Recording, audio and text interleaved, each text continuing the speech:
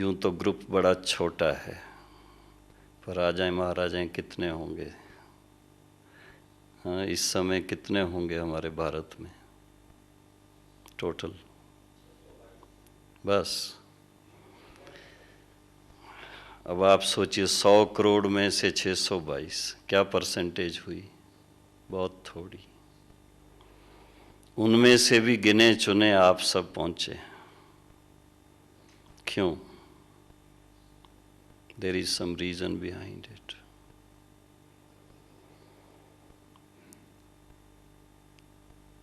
आपको शायद ख्याल में आए या ना आए, दादी जी ने अपने भाव बहुत अच्छे व्यक्त किए, रत्नमणि दादी जी ने भी आपको सुनाया। It's a definite godly plan, उसके अनुसार आप पहुंचे हैं यहाँ।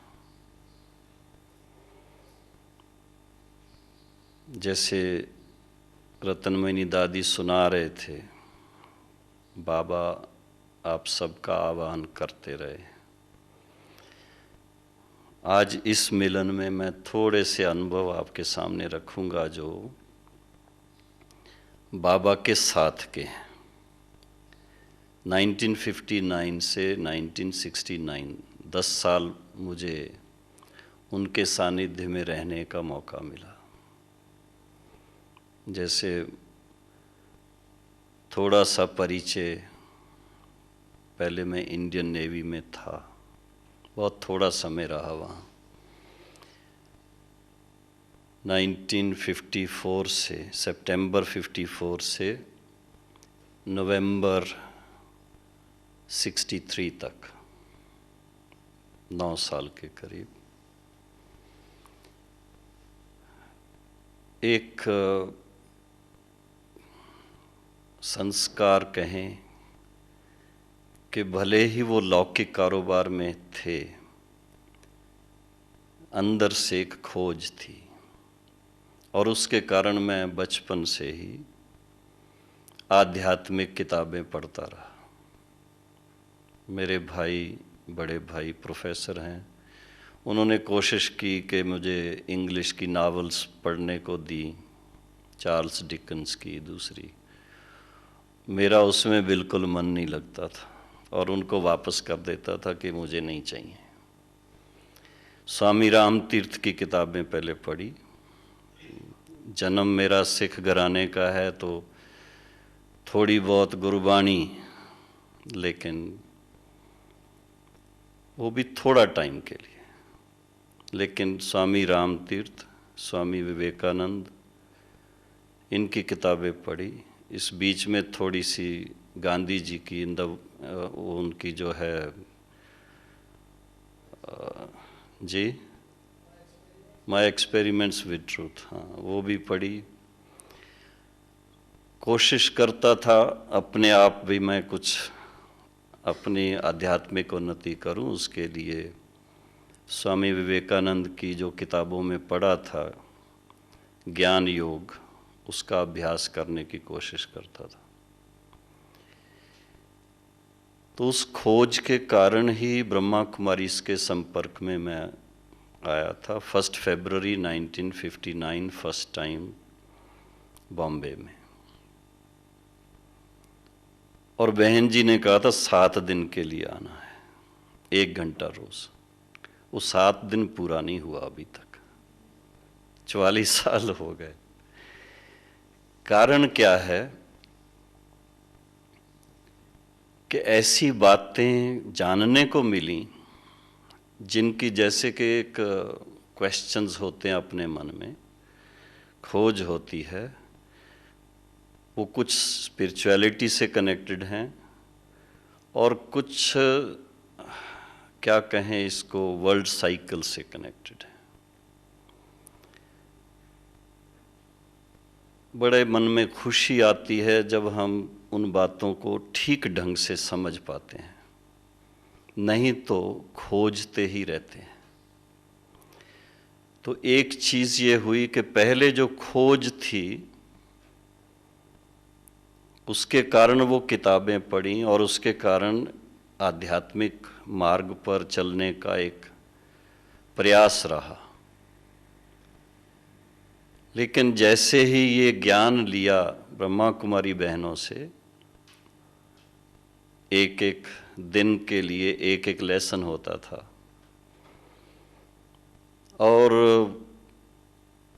उसको लिख के लाते थे हम। बहन जी देखती थी, ठीक इन्होंने समझा नहीं समझा, बाकायदा जैसे स्टडी थी, पर उसके साथ साथ धारणा की बातें। तो वो 1 वीक की बजाय 2 वीक हो गए, जिसमें कि बेसिक नॉलेज जो है ज्ञान की, जिसमें कि जो हम सब के प्रश्न रहते हैं, पहला प्रश्न उसमें यही रहता है कि हु एम आई। किताबें मैंने पढ़ी, लेकिन वो प्रैक्टिकल में तब तक भी समझ में नहीं आया था। 20 साल की उम्र थी जब ये संपर्क में आया मैं। उसकी प्रैक्टिस कराई गई कि आप अपने आप को डिटैच होकर के शरीर को साक्षी होके देखो। और जैसे अभी ज्ञान आपने सुना भी है, आज मॉर्निंग सेशन में भी सुना होगा, परमात्मा का जो खास विषय, उसके बारे में सबसे बड़ी बात जो इस ज्ञान से प्राप्त हुई मुझे, वो था परमात्मा पिता का ज्ञान। क्योंकि उसके बारे में सब बोल देते हैं, बहुत सहज रीति बोल देते हैं, भारत में खासकर। हर भारतवासी फिलॉसफर है, किसी से भी पूछ लो परमात्मा के बारे, उसका क्या जानना, सब जगह है। सब जगह है तो परमात्मा के फिर गुण भी सब जगह होने चाहिए। शांति का सागर है तो सब जगह शांति होनी चाहिए, प्रेम का सागर है तो सब में प्रेम भावना होनी चाहिए, आनंद का सागर है तो सब सुखी होने चाहिए। वो सब सर्वव्यापी कह करके भी आप हर एक को देखो तो क्या ढूंढ रहे हैं? मन की शांति ढूंढ रहे हैं, जीवन का सच्चा सुख ढूंढ रहे हैं। तो जब ये एक एक बात वो बहन जी ने जब सुनाई कि वास्तव में परमात्मा सर्व आत्माओं का पिता है, और उसमें भी खास बात आई कि वो ब्रह्मा विष्णु शंकर का भी रचयिता है। पहले हमें समझ में नहीं आता था, सबको एक ही एक मान के चल रहे थे। और फिर साथ में ये बताया गया कि परमात्मा, जो आज का लेसन सुबह का था, कि वो निराकार पिता परमात्मा, उसका नाम हम भारतवासी उनको कल्याणकारी होने के कारण शिव कहते हैं, उसी को अल्लाह कहते हैं, उसी को यहोवा कहते हैं। वो एक, और वो ज्योति स्वरूप है। अब इतनी स्पष्ट बात। और उनका इस सृष्टि पर यादगार है, शिव के मंदिर हमारे पास हैं, ऐसे मक्का में उनका यादगार है, मैक्सिको में जाओ वहाँ भी इस तरह का सिंबल मिलता है, और ऐसे ही जापान में जाओ तो भी ऐसा सिंबल मिलता है। तो सब जगह पर उनके सिंबल हैं, पर ज्ञान नहीं है। तो सबसे पहली बात जो हम समझ पाए कि मनुष्य जीवन के लिए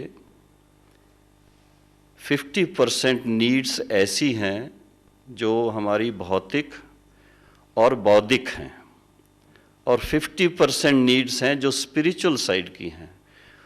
लेकिन इस समय, इस युग में स्पिरिचुअल एस्पेक्ट को बिल्कुल हमने निगलेक्ट किया हुआ है, और वो चीज़ हमें उसके ऊपर ध्यान खिंचवाया गया। और उसमें सबसे बड़ी बात है कि सोर्स वो परमात्मा है, तो उनसे हम कैसे अपना मन जोड़ें। जब तक उनका पूरा परिचय नहीं तो जोड़ेंगे कैसे? उनका नाम, उनका स्वरूप, उनके गुण, उनका कर्तव्य और उनका निवास स्थान कहाँ है, उनका सृष्टि पर आना कब होता है। क्योंकि बिना कर्तव्य के वो आए नहीं, कर्तव्य करे नहीं, तो फिर उनका यादगार यहां कैसे बनेगा। तो ये एक बहुत मुख्य बात इस ज्ञान की, ईश्वरी ज्ञान की है कि परमात्मा पिता एक है, अनेक नहीं है, वो तो सब मानते हैं। और वो भी उनका गुणवाचक नाम, क्योंकि सर्व का कल्याणकारी है, इसलिए शिव है। और वो सभी धर्मों के धर्म पिताओं के भी पिता है, और हम आत्माओं के परम पिता हैं। और उसकी यादगार है, मुझे पता चला बहन जी हमारी जम्मू से हैं, जम्मू में बहुत बड़ा एक मंदिर है, मैं देख के आया हुआ हूँ। उसमें शिवलिंग के साथ साथ कितने शालिग्राम पूजे जाते हैं, कुछ ख्याल में है? 33 करोड़। तो 33 करोड़ वो आत्माओं की निशानी है। भारतवासी 33 करोड़ देवताओं को मानते हैं। वो 33 करोड़ देवी देवता धर्म की जो आत्माएं हैं, उनको भी देखो वहाँ साथ में परमात्मा के पूजा जाता है। तो हम वास्तव में कौन हैं? ये शरीर हमारा एक माध्यम है, सेल्फ एक्सप्रेशन का साधन है, और हम आत्माएं इनके द्वारा स्वयं को एक्सप्रेस करते हैं। और जब हम पिता परमात्मा से उनके गुणों को, उनके कर्तव्यों को जानकर उनसे अपना पूरा जोड़ लेते हैं, तो पिता के समान जैसे बच्चे। बहुत सिंपल मिसाल है, आपको देख करके तो बहुत सहज लगता है कि भाई राजा का बेटा क्या बनेगा? राजकुमार। और जब बड़ा होगा, जैसे हमारे सिरोही महाराज कुमार यहाँ बैठे हैं, बड़े भाई साहब जो हैं वो भी पहले महाराज कुमार कहलाते रहे, अभी वो महाराजा हैं।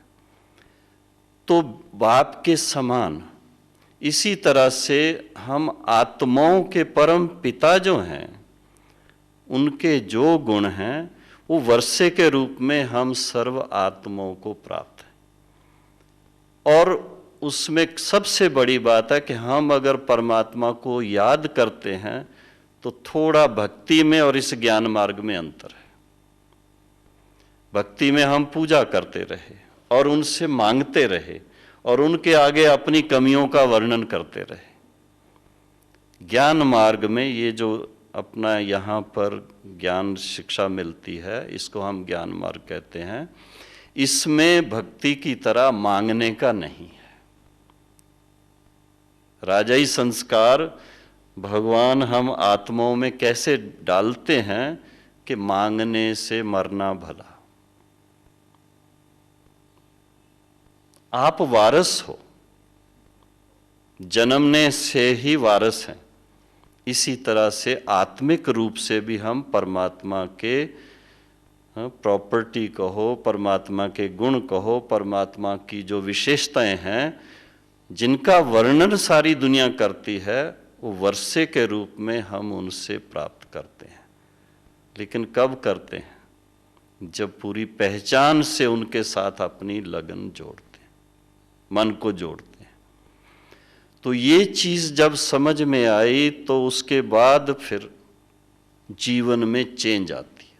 जो अपने जीवन में चेंज आई, सबसे पहली बात क्या आई कि जो हम भगवान से प्रार्थना करते थे आरती के टाइम पर या अरदास के टाइम पर, प्रार्थना के टाइम पर, कि हमें इन 5 विकारों से छुड़ाओ, सबसे पहली बात उसमें ये आई कि अपने आप से एक दृढ़ संकल्प किया, भगवान से जैसे वायदा किया कि ये 5 विकार मेरी प्रॉपर्टी नहीं है, 5 विकार मेरी नेचर नहीं है। मेरी नेचर तो है जो भगवान की नेचर है।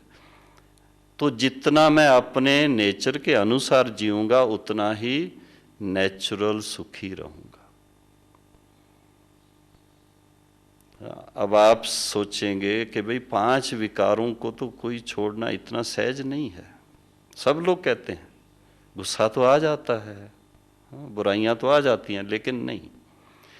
बल्कि आप खुद अपने लाइफ से देख सकते हो कि जो बुराइयां जब आती हैं तो आप कंफर्टेबल फील नहीं करते हैं।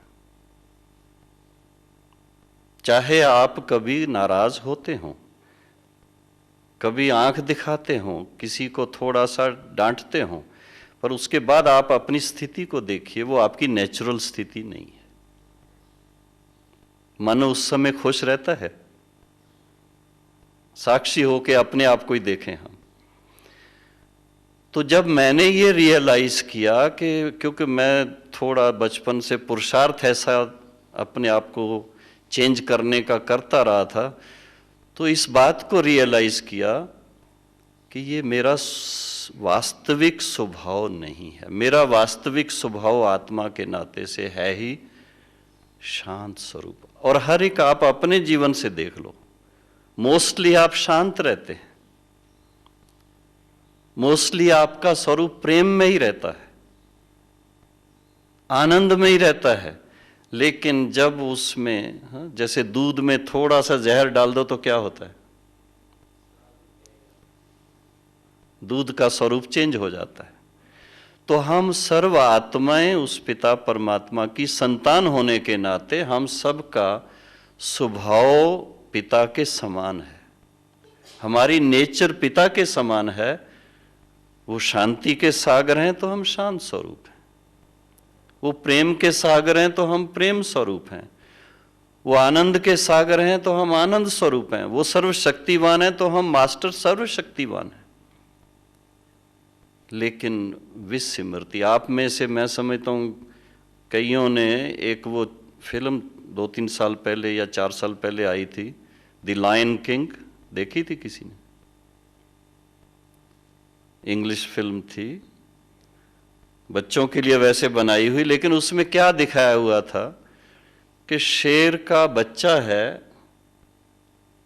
जैसे होता है आज की लौकिक दुनिया में तो ये होता है ना, शेर है, शेर का बच्चा है और शेर का भाई है। वो अंकल जो है वो उस बच्चे को कहीं दूर छोड़ देता है और राज करता है, और वो थोड़ा क्या कहें उसको, इस तरह का राज करता है कि वो सारा जंगल खत्म हो जाता है।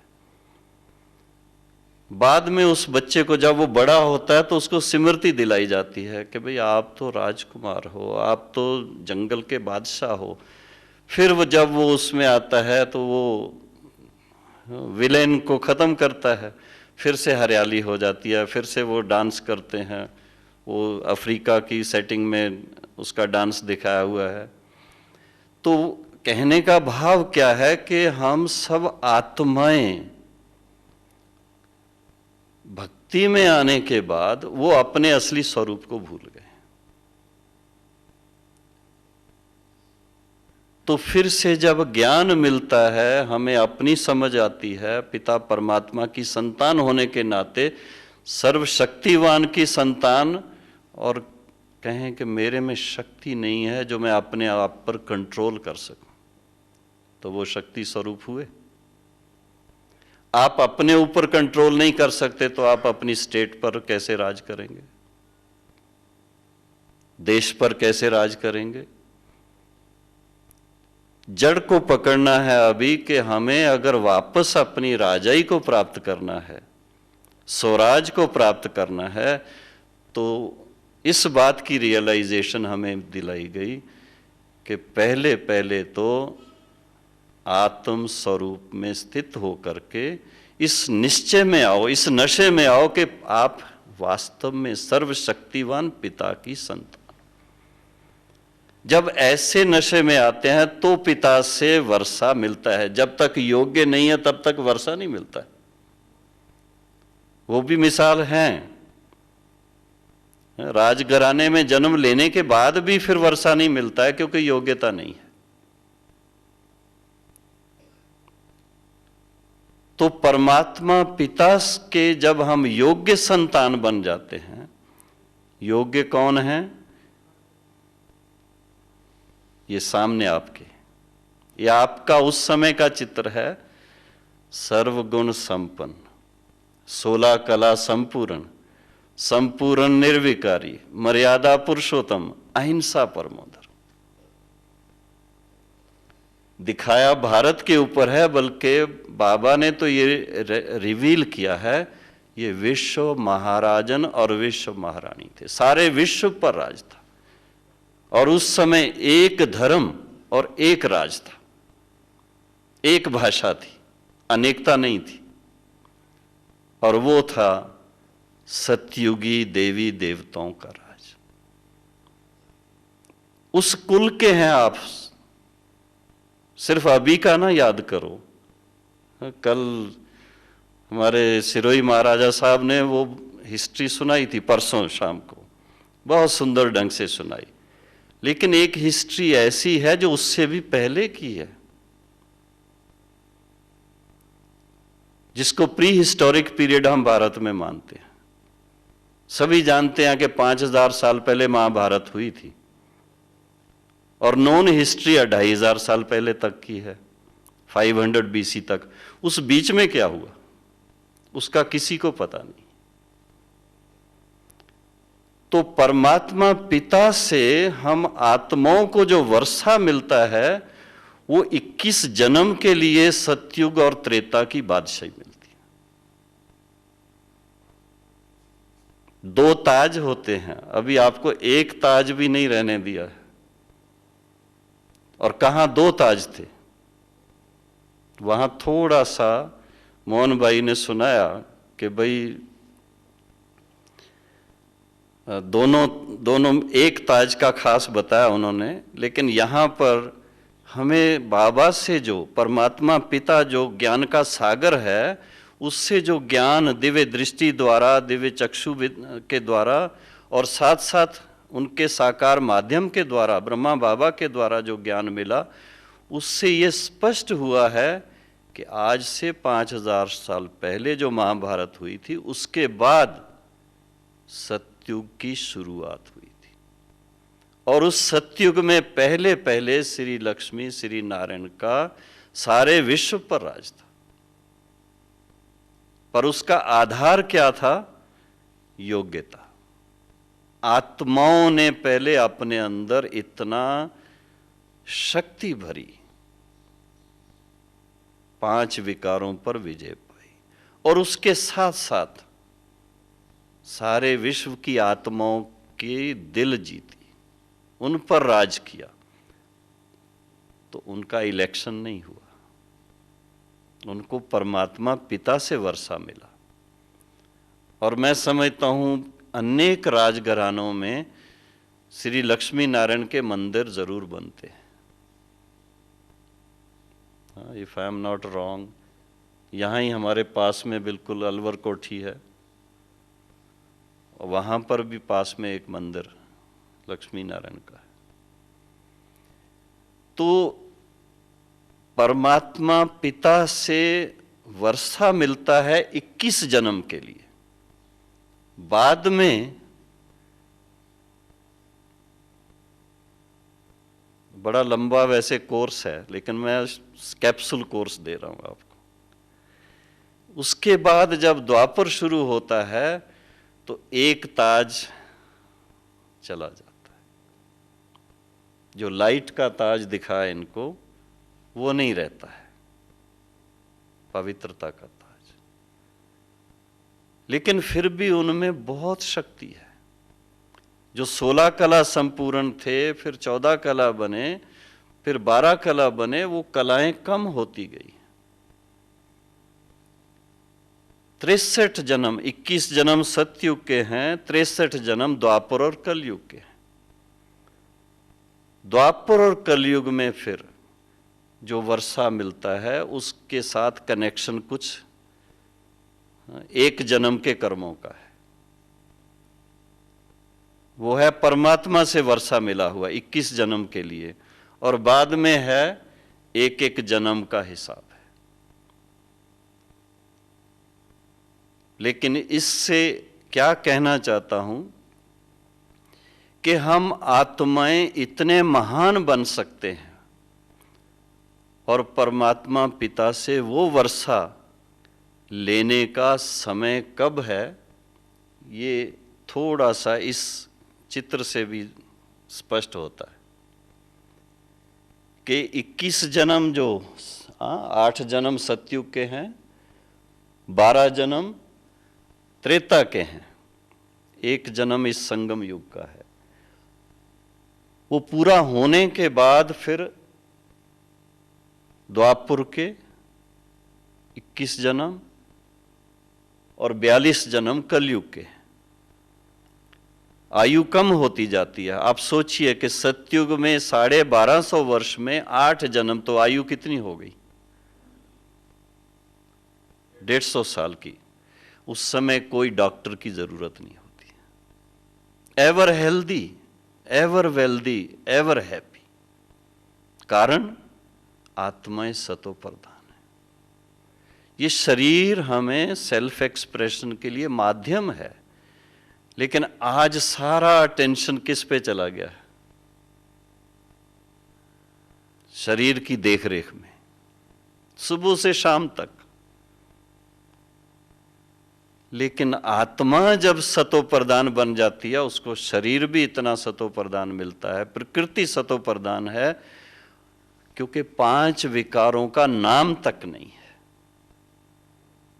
कोई लड़ाई झगड़े नहीं आपस में। एक धर्म, एक राज और एक भाषा, प्यार की भाषा है वह, दूसरी नहीं।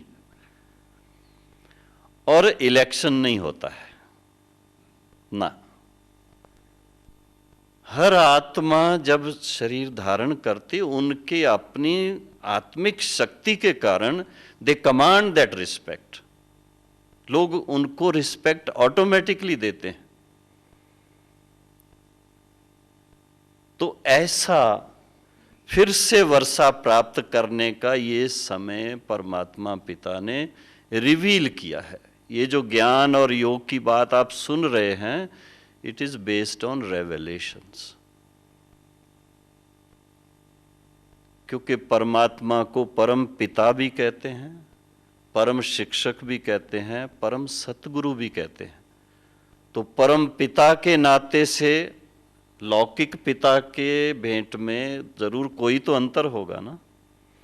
तो लौकिक पिता से 1 जन्म के लिए वर्षा मिलता है, पर लौकिक पिता से 21 जन्म के लिए वर्षा मिलता है। This is the difference. और फिर इसके साथ में उस वर्षे को अच्छी तरह आप सुख से, आनंद से, एक क्या कहें, उसका आनंद ले सकें, उसके लिए हेल्थ अच्छी चाहिए और उसके साथ साथ आयु भी लंबी चाहिए। उस हिसाब से 150 साल सतयुग की आयु है, 125 साल त्रेता की आयु है, द्वापर में 60-65 हो जाती है,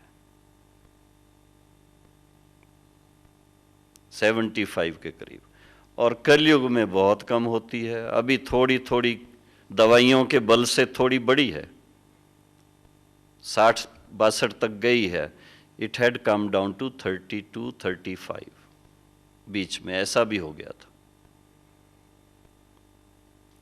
और इस समय 5 विकार सर्वव्यापी हैं। कई समय ते भगवान सर्वव्यापी है, भगवान सर्वव्यापी नहीं है। भगवान परम धाम के निवासी हैं। वो साइड में दिखाया है थोड़ा सा। हम सब आत्माएं इस सृष्टि पर पार्ट बजाने के लिए आए हैं, परम धाम से आए हैं, और थोड़ा समय के लिए फिर वापस जाएंगे। आपको संन्यास मार्ग में नहीं जाना है, आपको दूसरे मार्ग में नहीं जाना है, आपको प्रवृत्ति मार्ग में रहना है। क्यों? क्योंकि आपका ओरिजिनल संस्कार है इस सृष्टि पर राज करने का। अभी छोटे छोटे राज हैं, इससे फिर एकदम विश्व महाराजन, विश्व महारानी बनने का है। कहिए, बनने के लिए तैयार हैं?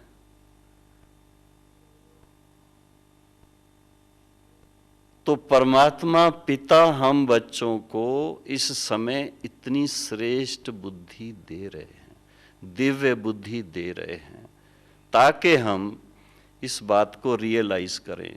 आज उस तरह मैं जब बैठा था, सुन रहा था, क्वेश्चंस थे कुछ, तो एक उसमें ये बात आई है कि भाई इस समय वो शक्ति क्यों नहीं रही अपने हाथ में, जबकि राज घराने में से हैं, पर राज करने की फिर शक्ति सारी छीन क्यों ली? उसका कारण और कोई नहीं है, ये साइकिल है। 2 ताजधारी थे आप, उससे एक ताजधारी बने, फिर अभी 9 ताजधारी। अब फिर से क्या करना है? सतयुग, त्रेता, द्वापर, कलयुग, इसके बाद कौन सा युग आएगा? अभी संगम है, अभी कलयुग का अंत है, सतयुग को आना है, दोनों का संधि है ये। इस समय परमात्मा पिता स्वयं अवतरित होकर के फिर से हम आत्माओं को ज्ञान देते हैं। परसों जब उद्घाटन सत्र था, उसमें हमारे जो चीफ गेस्ट, उन्होंने खास ये बात कही थी, और आज दादी रत्नमणि ने भी उस बात को रिपीट किया, आदि सनातन धर्म की बात। तो आदि सनातन धर्म की स्थापना परमात्मा करते हैं, ये नहीं कि वो ऐसे ही आ गया कहीं से। इस समय कौन सा, क्या कहेंगे, समाज के अंदर नाम का धर्म है, सिर्फ दिखावे की सारी बातें रह गई हुई। धर्म अर्थात धारणा, practical living, living by the principles of religion. ना वो पवित्रता, ना वो प्रेम, ना वो श्रेष्ठता, ना दिव्य गुण, न कुछ, तो फिर क्या कहेंगे उसको?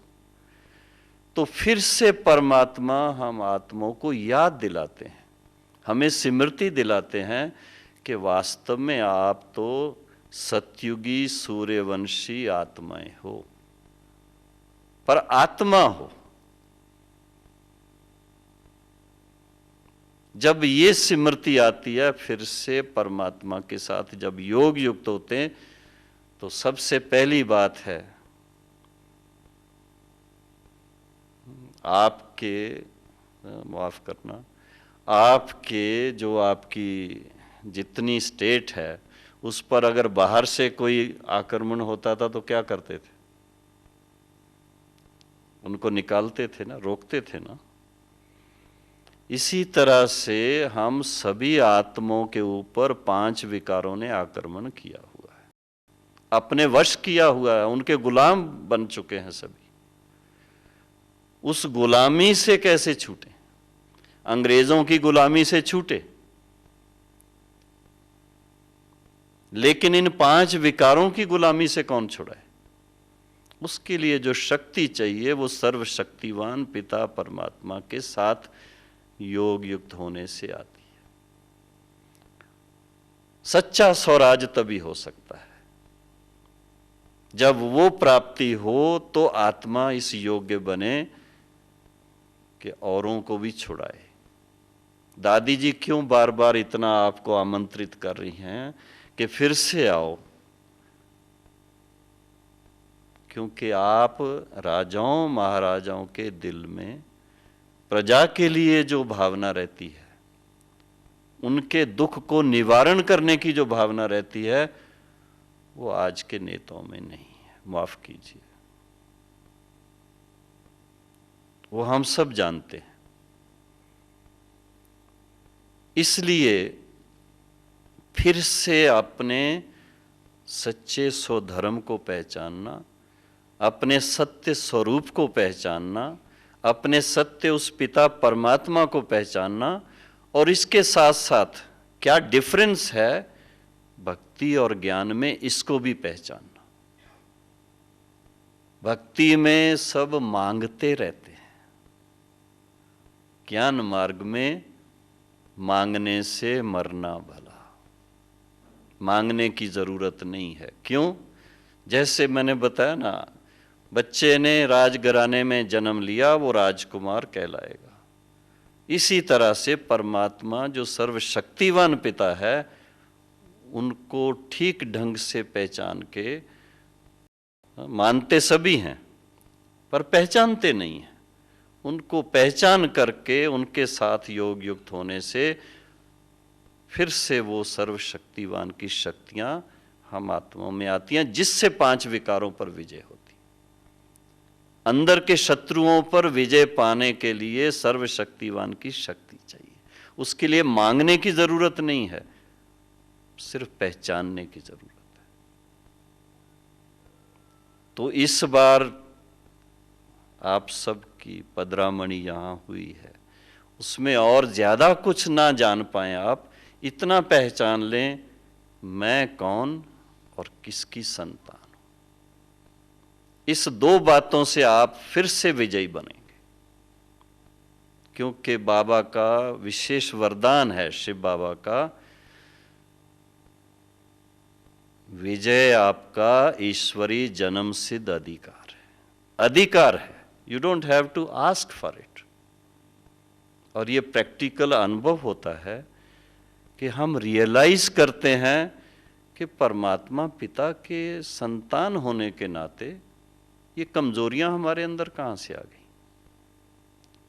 अब इनको खत्म करना है। एक अपने आप के साथ थोड़ा सा दृढ़ता से, कल बाबा ने दृढ़ता की चाबी दी ना आपको, तो किसके लिए? चाबी सिर्फ देखने के लिए नहीं है, सिर्फ लटकाने के लिए नहीं। आजकल वो कई शो के लिए बना देते हैं इतनी बड़ी बड़ी चाबी। नहीं, चाबी का इस्तेमाल करना है। किस बात की दृढ़ता चाहिए? वीकनेसेस को डिस्कार्ड करने की दृढ़ता, और कुछ नहीं। कि और दूसरी दृढ़ता चाहिए कि जो श्रेष्ठ संस्कार हैं,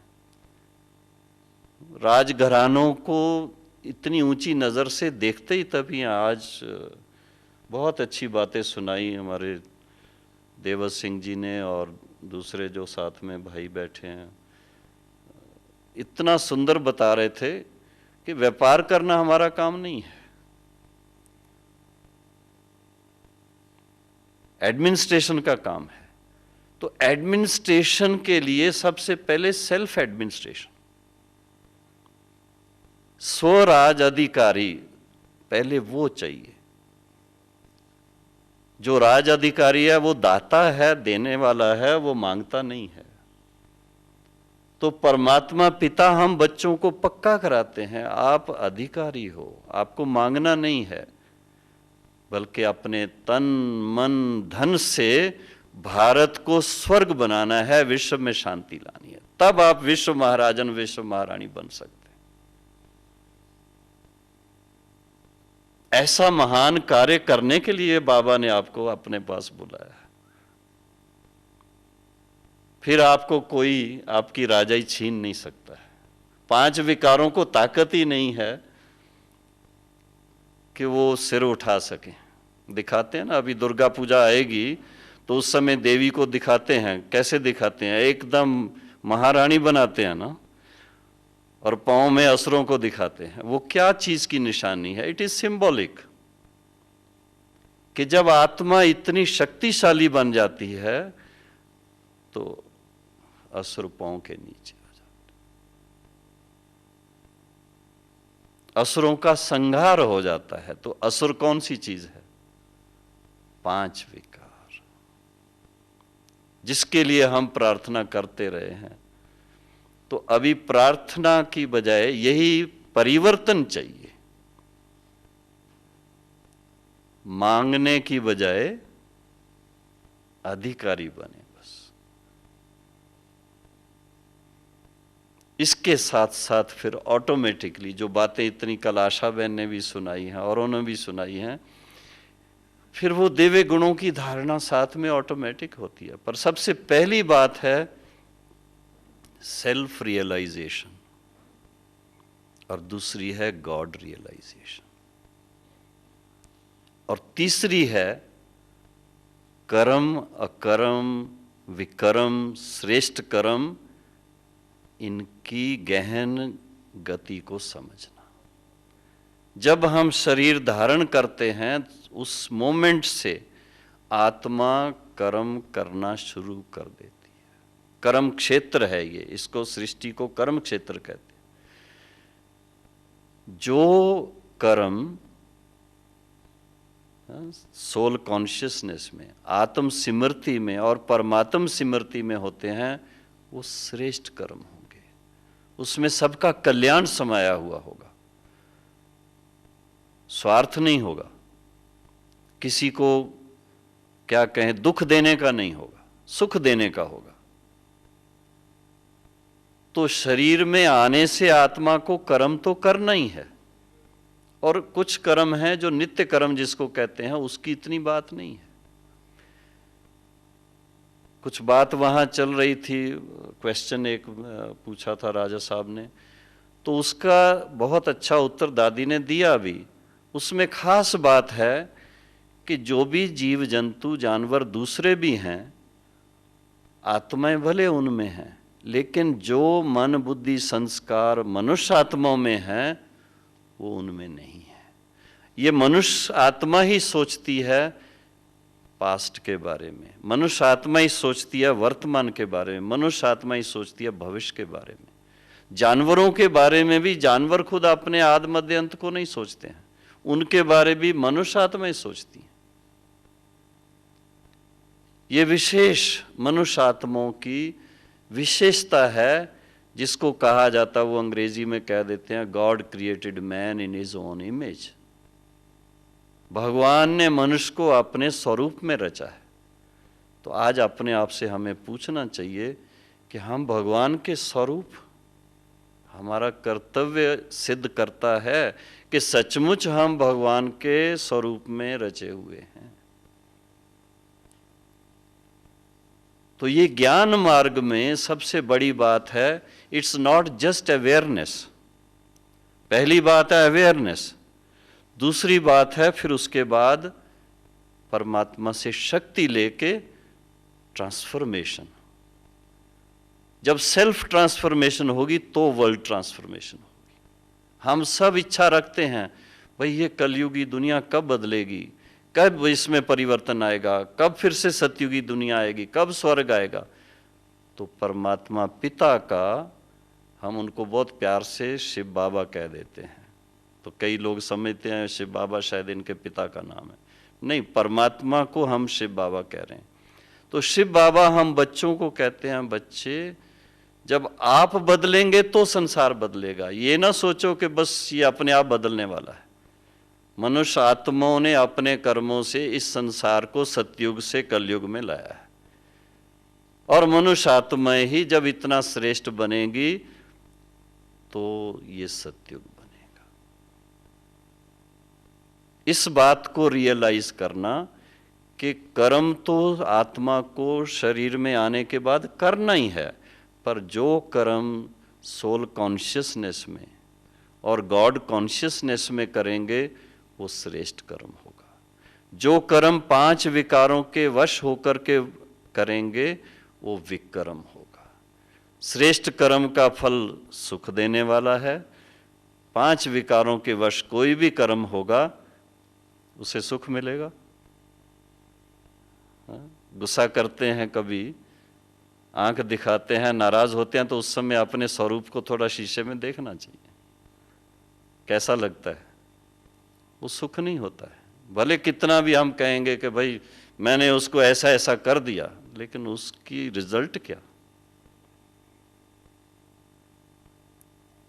वो व्यक्ति, वो बच्चा, वो आपके नजदीक नहीं आएगा। फिर you have lost something, actually you haven't gained anything. तो इसलिए प्रेम के सागर पिता के बच्चे प्रेम स्वरूप होकर के जब अपना व्यवहार करेंगे तो सबके अंदर से कमजोरियों को निकाल सकेंगे, नहीं तो नहीं निकलेगा। पर हुआ क्या है, मेरे सामने तो कई ऐसी मिसाल देश विदेश की आती हैं कि प्रेम सच्चा नहीं, मोह है। मोह के कारण बच्चों को बड़े अच्छे अच्छे इंस्टीट्यूशन में पढ़ाने के लिए भेजते हैं, सब करते हैं, और वहां उनको आदतें बुरी पड़ जाती हैं। संग ऐसा मिल जाता है, ड्रग्स लेना शुरू कर देते हैं, शराब पीना शुरू कर देते हैं, और जो अभी उनकी उम्र हुई नहीं है वो ऐसे काम करने लगते हैं। उसकी रिजल्ट क्या होती है, फिर मोहवश उनके लिए बहुत दुख होता है, उनके लिए चिंता होती है, फिर उसके लिए साइकेट्रिस्ट के पास जाना पड़ता है।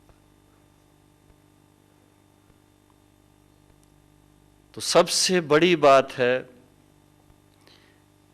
कि परमात्मा पिता के ज्ञान से, ज्ञान में वो शक्ति है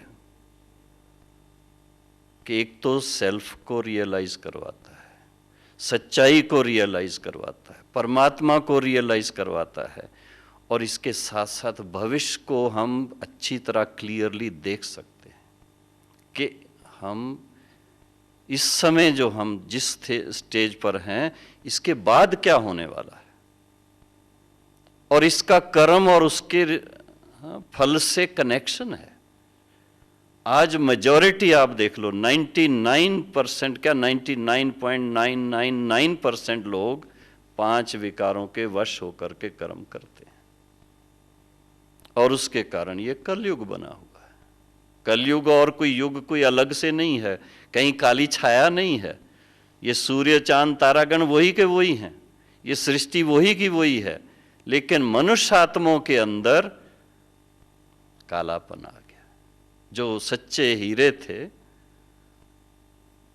सतयुगी आत्माएं, वो चेंज होकर के काले कोयले बने हुए हैं। बस अब हमें अपने आप को रियलाइज करके कि वास्तव में हम कौन हैं, कहाँ से आए हैं, हम किसकी संतान हैं, फिर से उसको रियलाइज करें, और वास्तव में हमारा स्वरूप तो ऐसा होना चाहिए। तो फिर से सर्वगुण संपन्न, 16 कला संपूर्ण, संपूर्ण निर्विकारी, उनकी महिमा गाते हैं, पर ये भूल गए कि हम आप सभी वही थे। तो ये जो ईश्वरी विश्वविद्यालय है, इसकी पढ़ाई सारी इस बात पे केंद्रित है कि मनुष्य आत्मा को फिर से इतना ऊंचा उठाया जाए, 5 विकारों पर पूरी विजय प्राप्त की जाए। और इसके साथ साथ अभी थोड़े दिन के बाद आएंगे ना, दशहरा आएगा, रावण को जलाएंगे। हर साल 5-10 फुट ऊंचा बनाते हैं, खासकर रामलीला मैदान में दिल्ली में। क्यों? क्योंकि रावण का राज और फैलता जा रहा है। जो मनुष्य आत्माओं में थोड़ी सतो प्रधानता थी, सात्विकता थी, वो कम होती जा रही है। रजो थे फिर भी ठीक थे, अब तमो प्रधानता बढ़ती जा रही। तो रावण को एक बार सदा काल के लिए जला देना चाहिए, तब राम राज आएगा, नहीं तो नहीं आएगा। हर साल अगर जलाने की रस्म रखेंगे तो क्या होगा फिर? रामराज कहां से आएगा? जहां रावण होगा वहां राम कहां से आएगा? तो ये थोड़ी बातें ज्ञान मार्ग की, जो अभी तक हम भक्ति में शास्त्रों में पढ़ते आए हैं, उनमें वो हमारी बहुत सारी बातें जो भी हैं उसका सार भगवान ने आकर के हमें सुनाया, ताकि हम उसको ठीक से समझ करके अप्लाई करें प्रैक्टिकल लाइफ में। और एक चीज कि ये जो ईश्वरी विश्वविद्यालय है, ये सिर्फ ब्रह्मा कुमारी आश्रम कोई अन्य किसी आश्रम की तरह नहीं है, ये मैं आपको बता दूं। इसकी बहुत बड़ी योजना, ईश्वरी योजना है कि फिर से सतयुगी दुनिया की स्थापना का कार्य होना है।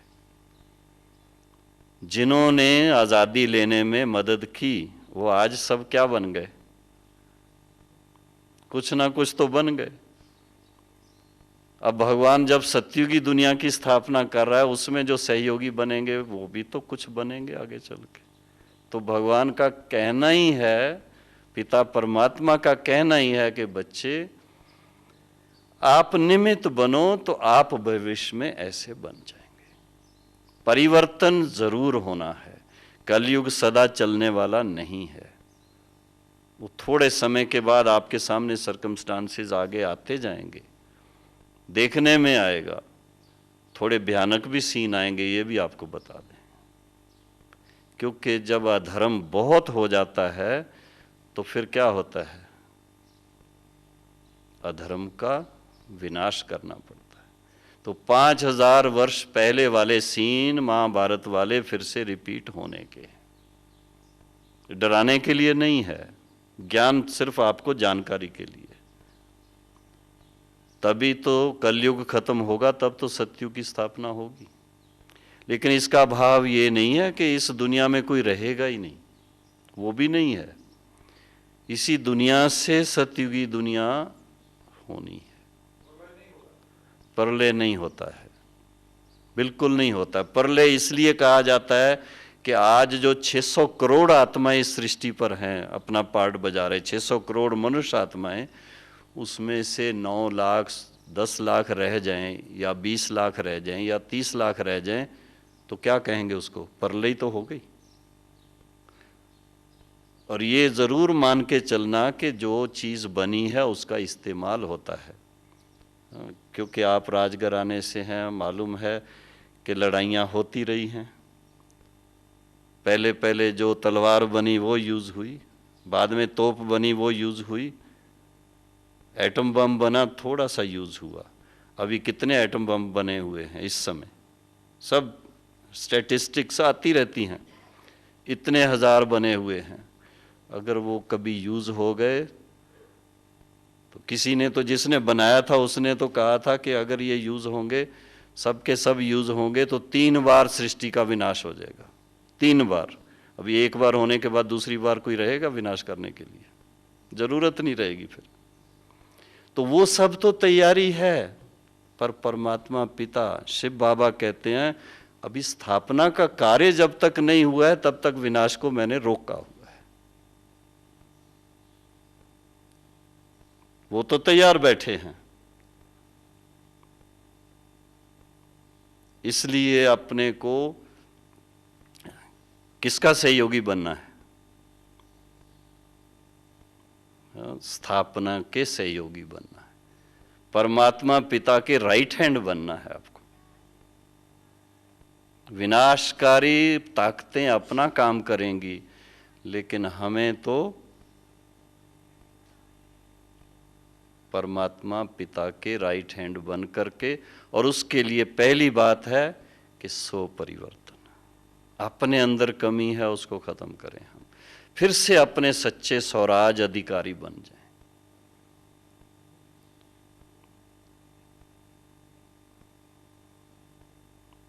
ज्ञान और योग बल से, ज्ञान से समझ आती है और योग बल से जो पुराना हिसाब किताब है जन्म जन्मांतर का, वो भस्म होता है और आगे के लिए ताकत आती है कि ऐसा विश्व महाराजन बन के सारे विश्व पर राज कर सके।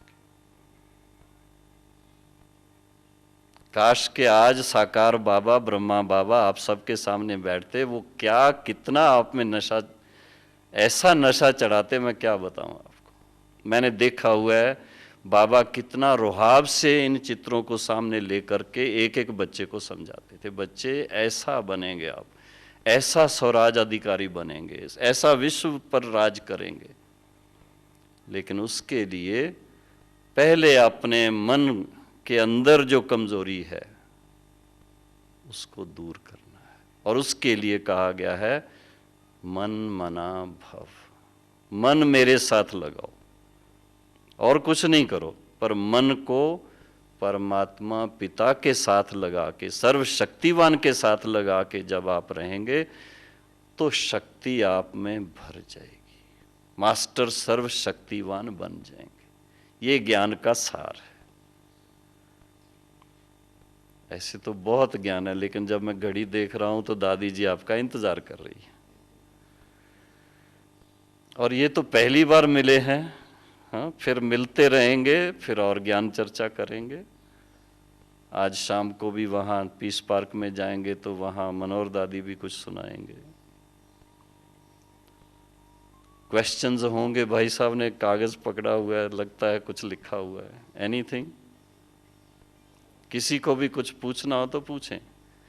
लेकिन बहुत सीधा सीधा ज्ञान है और बड़ी खुशी का ज्ञान है, सिंपल, और बहुत नशा चढ़ाने वाला। मैं आपको क्या बताऊं, जब मेडिटेशन करता हूं सवेरे सवेरे अशरीरी हो जाता हूं, और इतना उस सर्वशक्तिवान की शक्ति का अनुभव होता है, जो मैं भी उनके साथ जैसे इतना शक्तिशाली सूर्य समान हो जाता हूं। सूर्यवंशी क्यों नाम पड़ा अब समझ में आता है कि ज्ञान सूर्य के बच्चे बन जाते हैं, हम तो सूर्यवंशी।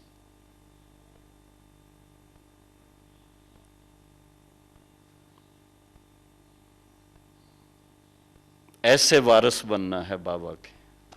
देवर सिंह जी, आपको जो चाहिए करो, लेकिन ये मेन बात है कि सवेरे उठने से अपने आप को पॉजिटिव फीडिंग करनी चाहिए। अर्ली मॉर्निंग जब उठते हैं ना, जिस समय भी आप उठते हो, मैं ये नहीं कहता हूँ 3 बजे उठो, 3:30 बजे उठो। मोहन भाई कह रहे थे 3:30 बजे उठने की बात, हो सकता है किसी किसी को डिफ़िकल्ट भी लगे। आप 4 बजे उठो, ब्रह्म मुहूर्त का समय होता है, उस समय बाकी सब लोग सोए रहते हैं, तो उसकी वाइब्रेशन का प्रभाव कम होता है इस वातावरण में। उस समय आप उठ करके, और रात को जब सो जाते हैं ना, तो पिछले दिन का सारा वो भी, जो अपना भी संकल्पों का असर होता है, वो भी खत्म हो जाता है। एक ब्रेन सर्जन ने बहुत बड़ी रिसर्च की है कि रात को जब सो जाते हैं तो सारे दिन की सारी बातें जो हैं, वो हमारे जो ब्रेन के मॉलिक्यूल्स हैं वो ज़ीरो हो जाते हैं। फिर जब सुबह उठते हैं, जैसे ही संकल्प शुरू करते हैं तो प्लस माइनस शुरू होता है उसमें। इसलिए पहला संकल्प क्या करेंगे उठने से? हाँ, बहनें क्या करती हैं पहला संकल्प उठने से? गॉड से गुड मॉर्निंग करो। हाँ, शिव बाबा गुड मॉर्निंग, तो सारा दिन गुड रहेगा। फिर तो सवेरे सवेरे ना टेलीविज़न ऑन करना। देखो, एक छोटी सी बात सुना देता हूँ। अगर आपको अपनी फिर से शक्तियों को वापस अपने में लाना है, सर्वशक्ति स्वरूप बनना है, तो उसके लिए छोटी छोटी बातें कि सवेरे सवेरे उठ के अखबार हाथ में ना लो, टेलीविज़न को ऑन ना करो, रेडियो ऑन ना करो, उसको साइड पे रखो।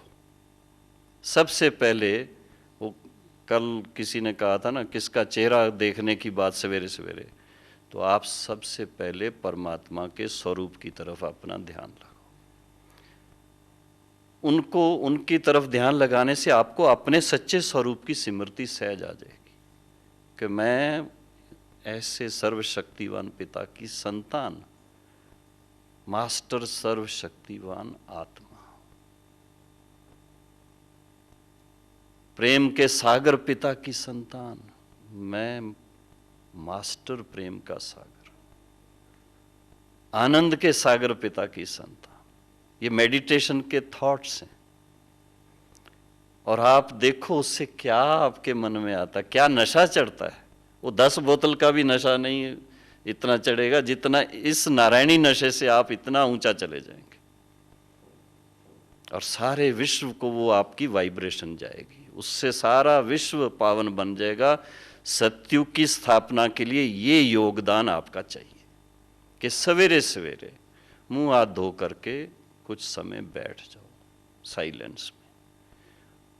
और साइलेंस बाहर की रहेगी, आपके संकल्प खुद के, वो ले जाएंगे आपको शिव बाबा के पास। बहुत मजा आएगा, सच्ची बता रहा हूं। वो सत्युगी विश्व की राजाई से भी बढ़ करके ये है, क्योंकि ये सेवा है।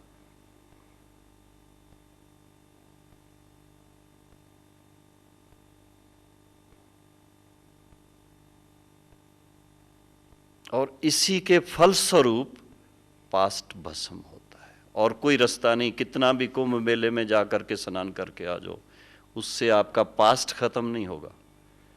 योग अग्नि से ही पास्ट भस्म होता है, और इससे ही वो बल मिलेगा, आत्मा में शक्ति भरेगी, जो आगे के लिए आपसे कोई भी नेगेटिव कर्म ना हो। जो आप नहीं चाहते करना, उसके लिए जो मनोबल चाहिए वो योग बल से आएगा। तो ये रिक्वेस्ट है आपसे, क्योंकि राजाओं महाराजाओं को तो रिक्वेस्ट ही कर सकते हैं हम, कि सुबह सवेरे सवेरे उठ के और बातों में ना बैठ करके अपने सत्य स्वरूप में बैठें और पिता परमात्मा के कंपनी का आनंद लें, संग का रंग लगे आपको, सर्वशक्तिवान से शक्तियां प्राप्त करें। आप देखें उसका क्या आनंद आता है आपको, और फिर कुछ ज्ञान की बातें पढ़ें। बुद्धि को भोजन भी चाहिए।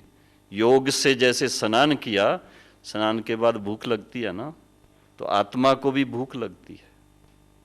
जो मैंने बताया कि आत्मा को 50% हमारी रिक्वायरमेंट है वास्तव में, जो प्यूरिटी योग के द्वारा और साथ में पावर चाहिए वो ज्ञान के द्वारा, नॉलेज इज पावर जो कहा जाता है। तो वो भी साथ में थोड़ा सा पढ़ने का करो या कोई टेप सुनो ज्ञान की, लेकिन तो ये थोड़ा समय आप अपने आत्मा के सोन्नति के लिए देंगे, उससे आपके द्वारा अनेक आत्माओं का कल्याण होगा। ये भी आपको बताएं, आपका रोल तो बहुत बड़ा है, सारे विश्व का कल्याण करना है। ओम शांति।